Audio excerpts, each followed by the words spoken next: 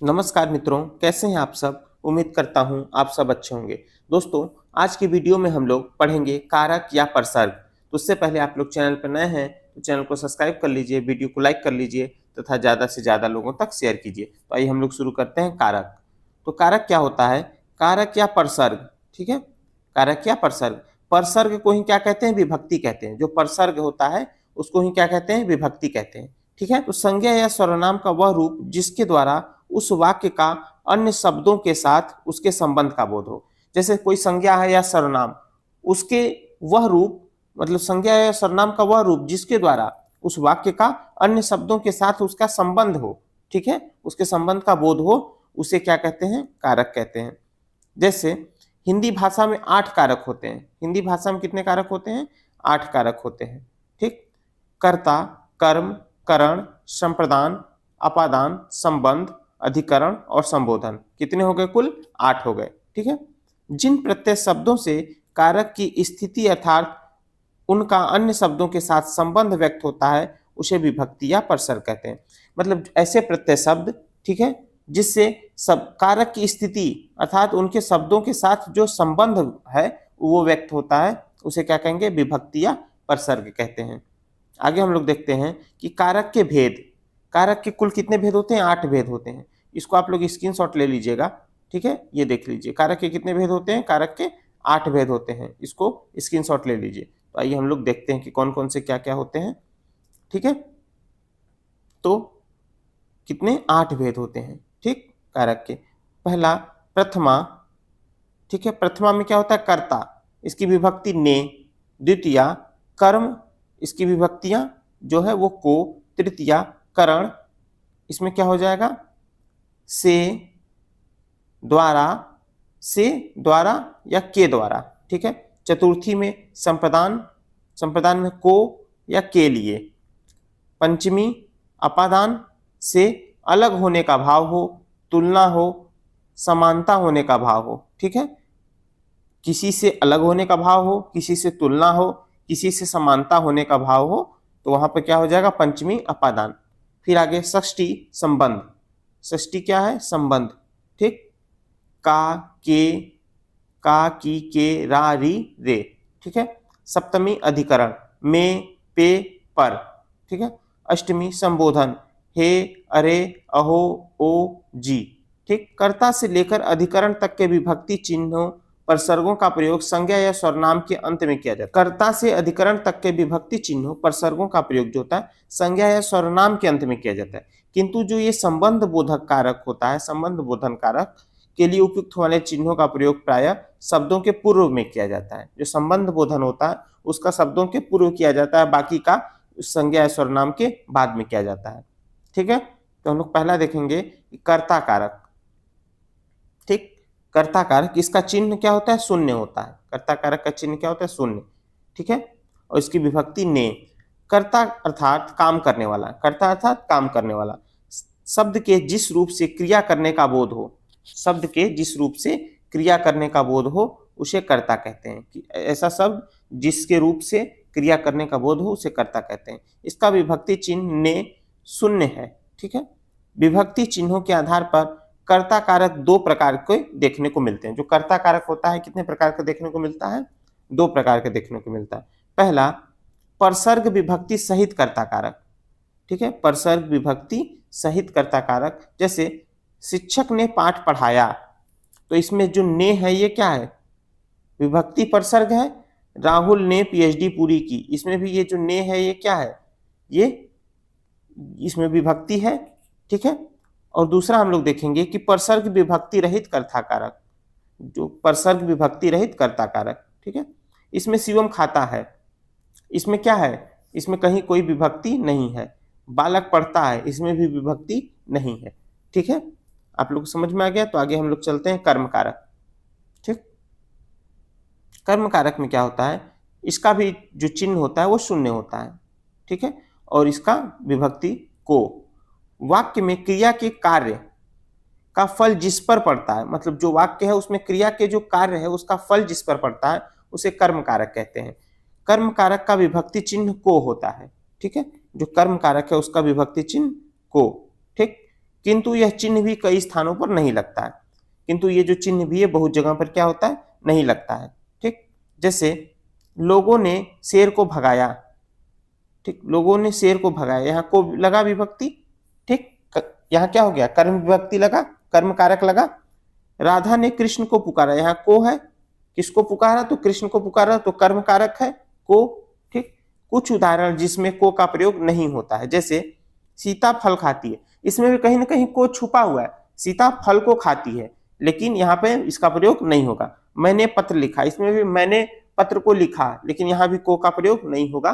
ठीक, इसमें कर्म कारक है, इसलिए यहाँ पर को का प्रयोग नहीं होगा। आगे हम लोग चलते हैं करण कारक। ठीक है, करण कारक में क्या होता है, करण कारक में से, द्वारा, के द्वारा, जो करण कारक होता है उसमें से, द्वारा, के द्वारा। वाक्य में शब्द के जिस रूप से क्रिया के करने के साधन का बोध हो, जिससे क्रिया के करने का साधन का बोध हो, अर्थात जिसकी सहायता से कार्य संपन्न हो। ठीक है, जिसकी सहायता से कार्य संपन्न हो वह करण कारक कहलाता है। ठीक, करण का शाब्दिक अर्थ कारण होता है, जो करण है उसका शाब्दिक अर्थ क्या होता है, कारण होता है। करण कारक का विभक्ति चिन्ह से, द्वारा, के द्वारा होता है। ठीक, लेकिन कहीं कहीं पर क्या होता है, लेकिन कहीं कहीं पर के साथ और के जरिए का भी प्रयोग देखने को मिलता है, मतलब के साथ और के जरिए का भी प्रयोग देखने को मिलता है। जैसे यहां हम लोग देखेंगे कि भगवान राम ने रावण को बाण से मारा, तो किससे मारा, बाण से मारा, तो इसमें क्या हो जाएगा, यहां से हो गया। ठीक, ये से क्या हो गया, करण कारक। ठीक है, बच्चे पार्क में कुत्ते के बच्चों के साथ खेल रहे हैं, जो बच्चे हैं पार्क में कुत्ते के बच्चों के साथ खेल रहे हैं, के साथ। ठीक है, यहां हम लोग पढ़े थे के साथ। ठीक, तो यहाँ पे क्या हो गया, बच्चे पार्क में कुत्ते के बच्चों के साथ खेल रहे हैं, तो के साथ क्या लगा है, करण कारक। ठीक है, आगे हम लोग चलते हैं संप्रदान कारक। संप्रदान कारक में क्या होता है, संप्रदान कारक में को के लिए, जो संप्रदान कारक होता है उसमें क्या होता है, विभक्ति चिन्ह को या के लिए। संप्रदान का शाब्दिक अर्थ है देना। ठीक है, तो कर्ता जिसके लिए कुछ कार्य करता है या जिसे कुछ देता है, जो कर्ता होता है जिसके लिए कुछ कार्य करता है या जिसे कुछ देता है, उसे व्यक्त करने वाले शब्द रूप को क्या कहते हैं, संप्रदान कहते हैं। ठीक, आगे हम लोग देखेंगे इसका विभक्ति चिन्ह को के लिए होता है, इसका विभक्ति चिन्ह को और के लिए होता है। सामान्य भाषा में कहा जाए तो जिसे कुछ दिया जाता है या जिसके लिए कोई कार्य किया जाता है उसे संप्रदान कारक कहते हैं। जैसे गुरु जी को फल दो। ठीक है, तो इसमें को जो है क्या है, ये जो को शब्द है ये क्या हो गया, आपका संप्रदान कारक। ठीक है, भूखे के लिए रोटी लाओ, तो इसमें क्या हो गया, भूखे के लिए रोटी लाओ में के लिए जो हो गया ये संप्रदान कारक हो गया। ठीक है, जैसे यहाँ के लिए को। ठीक, आगे हम लोग देखते हैं अपादान कारक। अपादान कारक क्या होता है, अपादान कारक संज्ञा के जिस रूप से एक वस्तु या दूसरी वस्तु से तुलना, समानता, अलगाव एवं डर भय का भाव प्रकट होता है उसे अपादान कारक कहते हैं। इसका विभक्ति चिन्ह से होता है, इसका विभक्ति चिन्ह क्या होता है, से होता है। जैसे वृक्ष से पत्ते गिरते हैं, इसमें क्या हो रहा है, पत्ते वृक्ष से क्या हो रहे हैं, अलग हो रहे हैं, अलगाव हो रहा है। ठीक है, इसलिए यहाँ क्या हो गया, अपादान कारक, क्योंकि वृक्ष में लगे थे पत्ते और उससे क्या हो, गिर रहे हैं, तो उससे अपादान मतलब क्या हो रहा है, अलगाव हो रहा है, इसलिए यहाँ अपादान कारक है। फिर अगला, राम सीता से सुंदर है, यहाँ भी क्या हो रहा है, राम सीता से सुंदर है, तो राम और सीता की सुंदरता का क्या किया जा रहा है, तुलना किया जा रहा है। ठीक है, इसलिए यहाँ क्या हो गया, अपादान कारक। ठीक है, आगे चलते हैं हम लोग संबंध कारक। संबंध कारक संज्ञा या सर्वनाम के जिस रूप से किसी एक वस्तु का दूसरी वस्तु से सामान्यतः क्रिया के साथ, जो कोई एक वस्तु है उसकी दूसरी वस्तु से समानतः क्रिया के साथ संबंध प्रकट हो, वह संबंध कारक कहलाता है, जिससे संबंध प्रकट हो। ठीक है, क्रिया के साथ वो क्या कहलाता है, संबंध कारक। इसका विभक्ति चिन्ह, इसका जो विभक्ति चिन्ह है का, के, की, रा, रे, री है। ठीक है, संबंध कारक के विभक्ति चिन्ह संज्ञा, लिंग एवं वचन के अनुसार बदल जाते हैं। जो संबंध कारक है उसके विभक्ति चिन्ह संज्ञा, लिंग एवं वचन के अनुसार बदल जाते हैं। जैसे वह मेरी कार है। ठीक है, वह मेरी कार है, तो इसमें ये जो मेरी है, ठीक, ये क्या हो गया, संबंध कारक।